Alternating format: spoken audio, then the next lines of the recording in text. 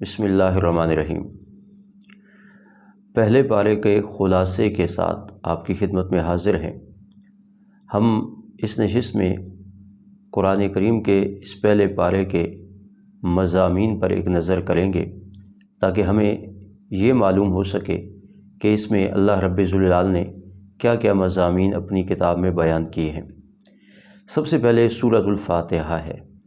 یہ بڑی محترم بشان صورت ہے، بڑی ہی اس کی فضیلت اور اہمیت احادیث میں آئی ہے، اور اس کی اہمیت کا اندازہ اس بات سے بھی لگایا جا سکتا ہے کہ اس سورہ مبارکہ کے مفسرین نے متعدد نام نقل کیے ہیں۔ کسی چیز کے متعدد نام یہ اس کی شرافت اور اس کی عظمت کی دلیل ہوا کرتا ہے۔ سورۃ الفاتحہ کے بھی متعدد نام ہیں، جیسا کہ فاتحہ اس کا مشہور و معروف نام ہے۔ اس سے چونکہ قرآن کریم کا آغاز ہو رہا ہے، اس وجہ سے اس سورہ مبارکہ کو فاتحہ کہتے ہیں۔ ایک نام اس سورہ مبارکہ کا ہے سورۃ الصلاۃ۔ سورۃ الصلاۃ کہنے کی وجہ یہ ہے کہ یہ نماز کی ہر رکعت میں پڑھی جانے والی سورہ مبارکہ ہے، لیکن یہ تفصیل بھی جان لیجئے کہ جو آدمی امام کی حیثیت سے نماز پڑھا رہا ہے اس کے لیے نماز کی ہر رکعت میں فاتحہ کا پڑھنا ضروری ہے۔ اسی طریقے سے جو آدمی منفرد یعنی اکیلے نماز پڑھ رہا ہے اس کے لیے بھی نماز کی ہر رکعت میں فاتحہ کا پڑھنا ضروری ہے۔ تیسری حیثیت نمازی کی یہ ہے کہ وہ مقتدی ہو، امام کے پیچھے ہو، تو اس صورت میں امام کی قرات ہی اس مقتدی کی قرات سمجھی جائے گی۔ اس وجہ سے جب امام قرات کرے گا یعنی فاتحہ پڑھے گا تو اس کے پیچھے مقتدی کو فاتحہ پڑھنے کی اجازت نہیں۔ ایک اس سورہ مبارکہ کا نام ہے سورۃ الکنز، خزانے والی سورت۔ تو اس میں بھی اللہ تعالیٰ نے مضامین کا ایک خزانہ جمع کر دیا ہے، جو شخص اس کو سمجھے وہ واقعتاً ایک بہت بڑا خزانہ حاصل کر لے۔ اسی طرح اس سورہ مبارکہ کا نام سورۃ الشفا بھی ہے، اس کو پڑھ کر کے دم کرنے سے شفا ملتی ہے۔ اسی طریقے سے یہ سورۃ المبارکہ جو ہے اس کا ایک نام ہے تعلیم المسئلہ، کہ اللہ تعالیٰ سے مانگنے کا ڈھنگ اور طریقہ بتانے والی سورت۔ اسی طریقے سے اس سورہ مبارکہ کا ایک نام ہے الکتاب، کیونکہ پورے قرآن کریم کے مضامین کا خلاصہ وہ سورۃ الفاتحہ میں بند ہے۔ تو یہ سورۃ الفاتحہ پہلے پارے کے آغاز اور ابتدا میں ہے، اور اس کی عظمت اس کے ناموں سے واضح ہے۔ سورہ بقرہ کا آغاز وہ پہلے پارے میں ہو رہا ہے۔ سورہ بقرہ مدنی سورہ مبارکہ ہے، اور مدینہ طیبہ میں سب سے پہلے اترنے والی سورہ مبارکہ یہی سورۃ البقرہ ہے۔ تمام قرآنی صورتوں میں سب سے بڑی سورہ مبارکہ یہی سورۃ البقرہ ہے۔ اس کو فسطاط القرآن بھی کہتے ہیں، یعنی قرآن کریم کا خیمہ۔ جس طریقے سے خیمہ اپنے اندر آنے والوں کو ڈھانپ لیتا ہے، گھیر لیتا ہے، اسی طریقے سے تمام قرآنی مضامین کو سورۃ الفاتحہ نے گھیرا ہوا ہے، اس وجہ سے یہ فسطاط القرآن ہے۔ سورۃ الفاتحہ میں روئے سخن جو ہے وہ یہود کی طرف ہے۔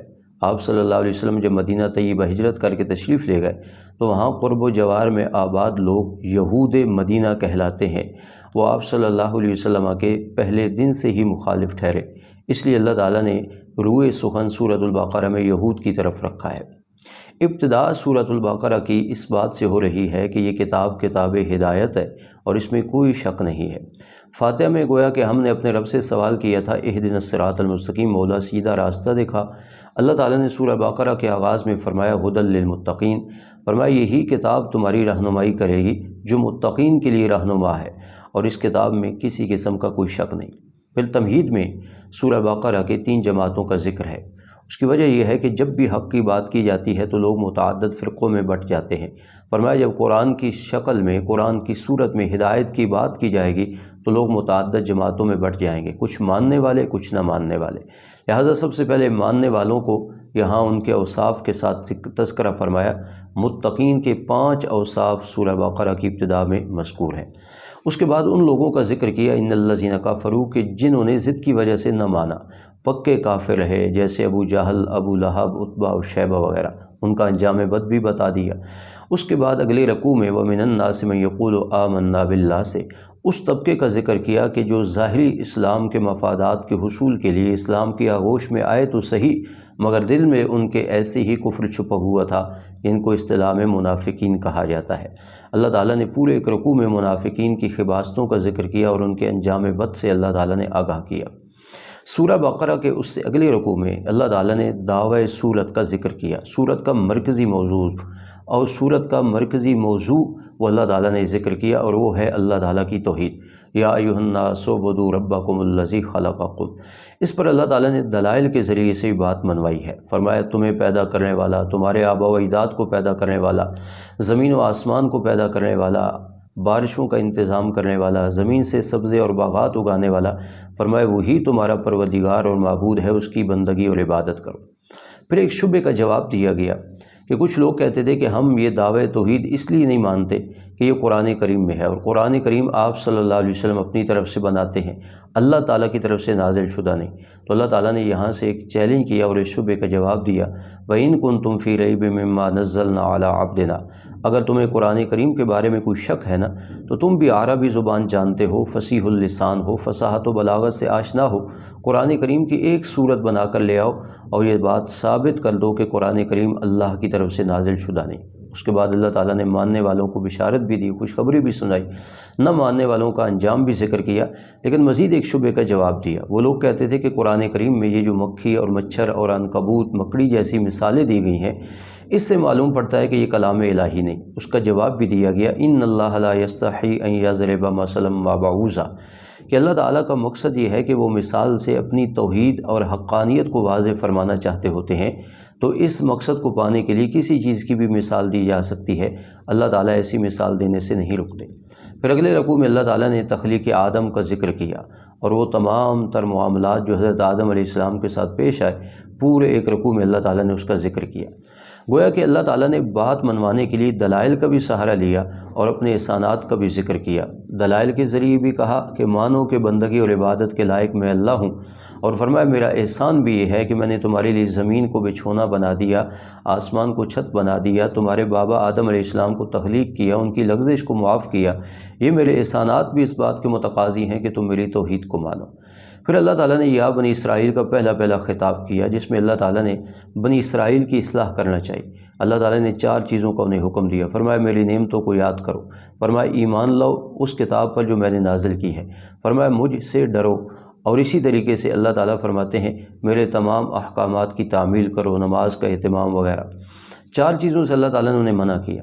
فرمایا اول انکار کرنے والے نہ بنو، تمہاری وجہ سے اور لوگ بھی انکار کر دیں گے۔ میری آیات کو تھوڑے پیسوں کے بدلے میں اور دنیا کے بدلے میں مت بیچو، اور حق و باطل کو مت ملاؤ، اور حق کو سرے سے مت چھپاؤ۔ پھر اس کے بعد اللہ تعالیٰ نے پھر یا بنی اسرائیل کا خطاب کیا اور انہیں ترغیب بھی دلائی۔ فرمایا میری نعمتوں کا تقاضا ہے کہ بات مانو، اور ڈرایا بھی صحیح کہ کل قیامت کا دن بڑا مشکل دن ہے، کہ اس دن کوئی کسی کے کام نہیں آئے گا، نہ وہاں رشوت چلے گی، نہ وہاں کوئی کسی کو اپنے زور بازو پر چھڑا سکے گا، اور نہ وہاں کوئی نفس اپنی جان کے بدلے کسی اور کو سزا بھگتنے کے لیے پیش کر سکے گا، اس لیے قیامت کے دن سے ڈرو۔ پھر اللہ تعالیٰ نے بنی اسرائیل کی 5 اقسام کا ذکر کیا۔ پہلی بنی اسرائیل کی قسم میں اللہ تعالیٰ نے موجودہ بنی اسرائیل کو ان کے آبا و اجداد پر کیے جانے والے احسانات کا تذکرہ کیا۔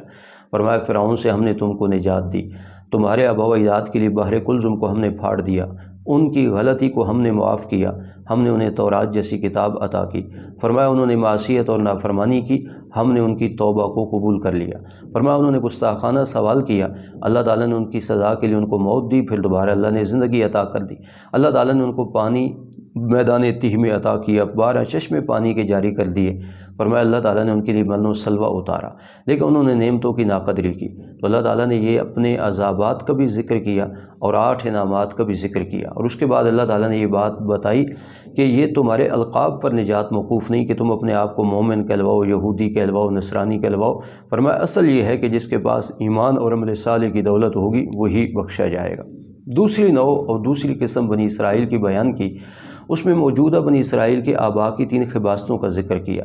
فرمایا وہ محرفین تھے، اللہ تعالیٰ کی کتاب میں تبدیلی کرنے والے۔ دوسرے نمبر پر وہ ہیلہ بازیاں کرنے والے تھے، جیسا کہ مچھلی والوں نے ہیلہ کیا کہ بجائے ہفتے کے دن عبادت کرنے کے وہ شکار میں مشغول و مصروف رہے۔ اور تیسرا انہوں نے خواہ مخواہ دین کے باب میں بے جا سوالات کیے، جیسے کہ انہیں گائے ذبح کرنے کا حکم دیا گیا مگر انہوں نے بے جا تعویلیں کی۔ اس کے بعد بنی اسرائیل کی تیسری قسم کو بیان کیا، اور اس میں اللہ تعالیٰ نے موجودہ بنی اسرائیل کو کہا کہ ہم نے تم سے ایک عہد لیا تھا کتاب کی صورت میں، تورات کی صورت میں، جس کی متعدد شقیں تھیں کہ تم اللہ کی عبادت کے علاوہ کسی کی عبادت نہیں کرو گے، والدین سے حسن سلوک کرو گے، یتیموں اور فقراء اور مساکین کا تعاون کرو گے، اور اس عہد اور میثاق کی ایک شق یہ بھی تھی کہ تم اپنے ساتھیوں کو اپنے گھروں سے بیگانہ نہیں کرو گے، کسی کا قتل نہیں کرو گے، لیکن تم نے ان تمام عہد و پیمان کی خلاف ورزی کر ڈالی۔ اس کے بعد اگلی نو میں اللہ تعالیٰ نے بنی اسرائیل کی موجودہ لوگوں کو بتایا کہ تمہارے آباء و اجداد نے بجائے ماننے کے انبیاء کرام کی تکذیب کی اور انبیاء کرام کو قتل کیا۔ اللہ تعالیٰ نے بنی اسرائیل میں کئی انبیاء بھیجے مگر تم ان کی قدر نہ کر پائے۔ پانچویں قسم میں اللہ تعالیٰ نے ان بنی اسرائیل کو مخاطب کیا جو موجودہ تھے، فرمایا آپ کی آمد سے پہلے تو تم امید لگائے ہوئے تھے کہ آپ صلی اللہ علیہ وسلم آئیں گے تو ہم مان لیں گے، مگر رسول اللہ صلی اللہ علیہ وسلم جب تشریف لے آئے تو تم ان کے مخالف ہو گئے۔ اسی طرح اللہ تعالیٰ نے بنی اسرائیل کے متعدد ان شکووں کا بھی ذکر کیا جو وہ ایک دوسرے سے کرتے تھے۔ یہود کہتے تھے نصارہ کسی مذہب پر نہیں، نصارہ کہتے تھے یہود کسی مذہب پر نہیں۔ اللہ تعالیٰ نے اس چیز کا بھی ذکر کیا اور بہت ساری باتوں پر یہود سے اللہ تعالیٰ نے شکوے کی۔ اس کے بعد توحید کے مضمون پر ان کا ایک شبہ یہ بھی تھا کہ یہ قرآن کریم لانے والے چونکہ جبرائیل امین ہیں اور وہ ہمارے آباء و اجداد کے پرانے دشمن ٹھہرے، ہمارے آباء و اجداد پر عذاب لانے والے وہ تھے، ہم نہیں مانتے۔ اللہ تعالیٰ نے فرمایا جو جبرائیل سے دشمنی کرے گا وہ تو اللہ تعالیٰ سے دشمنی کر رہا ہے، اور جو اللہ تعالیٰ سے دشمنی کرے گا وہ تو اپنا ہی خسارہ و نقصان کرے گا۔ پھر ایک شکوہ اور شبہ ان کو یہ تھا کہ آپ صلی اللہ علیہ وسلم تو ہمیں توحید کا درس دیتے ہیں، جبکہ حضرت سلیمان علیہ السلام وہ جادوگری کیا کرتے تھے، اور جادوگری تو نرا کفر اور شرک ہے۔ اس کا جواب دیا گیا کہ حضرت سلیمان علیہ السلام جادوگر نہ تھے، وما کفر سلیمان ولکن الشیاطین کفروا، یہ اصل شیاطین کی کارستانی ہے کہ انہوں نے حضرت سلیمان علیہ السلام کو بدنام کرنے کے لیے جادو کو رواج دیا۔ پھر اللہ تعالیٰ نے اس کے ساتھ ساتھ ان لوگوں کو ترغیب دی جو ایمان لانا چاہتے تھے، مختلف پہلوؤں سے اللہ تعالیٰ نے ان کو ترغیب دی۔ پھر ایک مرتبہ اللہ تعالیٰ نے سورہ بقرہ کے اندر پہلے پارے میں یا بنی اسرائیل کا تیسری مرتبہ خطاب کیا، پھر وہی ترغیب کا انداز تھا، وہی ترغیب کا انداز تھا۔ فرمایا مانو تو اپنا فائدہ ہے، میں اللہ تعالیٰ کی نعمتوں کو یاد کر کے احسان مانو، اور نہیں مانو گے تو آخرت کے دن کو، جس دن میں کوئی سفارش کام نہیں آئے گی، کوئی کسی کے کام نہیں آئے گا، کوئی زبردستی کسی کو چھڑا نہ سکے گا، لہٰذا آخرت کے اس عذاب سے تم دوچار ہوگے۔ پھر حضرت ابراہیم علیہ السلام کے تذکرہ خیر کو شروع کیا گیا، وَإِذِ ابْتَلَىٰ إِبْرَاهِيمَ رَبُّهُ بِكَلِمَاتٍ۔ حضرت ابراہیم علیہ السلام کا یہ تذکرہ مضمون رسالت کی تمہید ہے۔ اس کے بعد چونکہ مضمون رسالت آنے والا ہے، اس کی تمہید میں اللہ تعالیٰ نے حضرت ابراہیم علیہ السلام کا تذکرہ کیا، اور اس سے اللہ تعالیٰ نے یہ بات ان لوگوں کو باور کرائی جو اپنے آپ کو ابراہیمی تو کہتے تھے، مگر آپ صلی اللہ علیہ وسلم جو ابراہیم علیہ السلام کی دعا و ثمرہ تھے انہیں ماننے کے لیے تیار نہ تھے۔ یہود کہتے ہم ابراہیمی ہیں، عیسائی بھی کہتے ہم ابراہیمی ہیں، مشرکین مکہ کہتے ہم بھی ابراہیمی ہیں۔ فرمایا تم کاہے کہ ابراہیمی ہو؟ جس نبی آخر الزمان صلی اللہ علیہ وسلم کو ابراہیم علیہ السلام نے اپنی دعاؤں میں مانگا ہے، تم اسی نبی کی مخالفت کر رہے ہو۔ چنانچہ حضرت ابراہیم علیہ السلام کا تذکرہ اور ان کی ان دعاؤں کا ذکر جو انہوں نے بیت اللہ کی تعمیر کے وقت مانگی تھی، جس میں رسول عربی صلی اللہ علیہ وسلم کی آمد کا خصوصی تذکرہ دعاؤں میں موجود ہے۔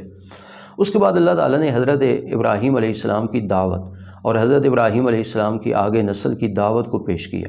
وہ لوگ کہتے تھے حضرت یعقوب علیہ السلام مرتے ہوئے اپنی اولاد کو مذہب یہودیت پر قائم رہنے کی تلقین کر گئے تھے۔ اللہ تعالیٰ نے فرمایا ام کنتم شہداء اذ حضر یعقوب الموت، فرمایا حضرت یعقوب کی موت کے وقت تم تو موجود نہیں تھے، ہم تمہیں پتہ دیتے ہیں کہ انہوں نے کس مذہب کی تلقین کی۔ فرمایا انہوں نے اپنے بیٹوں کو بلایا اور ان کو کہا کہ تم اس اللہ رب ذوالجلال کی بندگی اور عبادت کرنا جو سب کا الہ اور معبود ہے۔ تو حضرت یعقوب علیہ السلام نے بھی اپنی اولاد کو مذہب توحید کی تلقین کی، حضرت ابراہیم نے بھی اپنی اولاد اور اپنی نسل کو مذہب توحید کی تلقین کی۔ پھر اللہ تعالیٰ نے 2 مرتبہ یہ جملہ دہرایا، فرمایا تلک امۃ قد خلت لہا ما کسبت۔ وہ لوگ جو کہتے تھے ہم انبیاء زادے ہیں، ہمیں تو اور کام کرنے کی ضرورت نہیں، ہم تو بخشے بخشائے ہیں، فرمایا وہ ایک جماعت تھی جو اپنا عمل کر گزری، تم اپنا عمل کرو، ان کے عمل کا ان کو فائدہ ہوگا، تمہارے عمل کا تم کو فائدہ ہوگا۔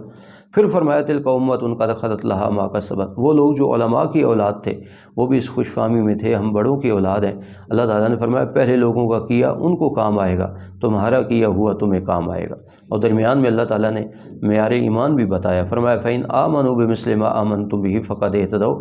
تمہیں بار بار جو ایمان لانے کا کہا جا رہا ہے تو ایمان اس طرح لانا جس طرح صحابہ اکرام ایمان لائے ہیں، وگرنہ تمہارا ایمان معتبر نہ ہوگا۔ تو یہ پہلے پارے کے مضامین کا خلاصہ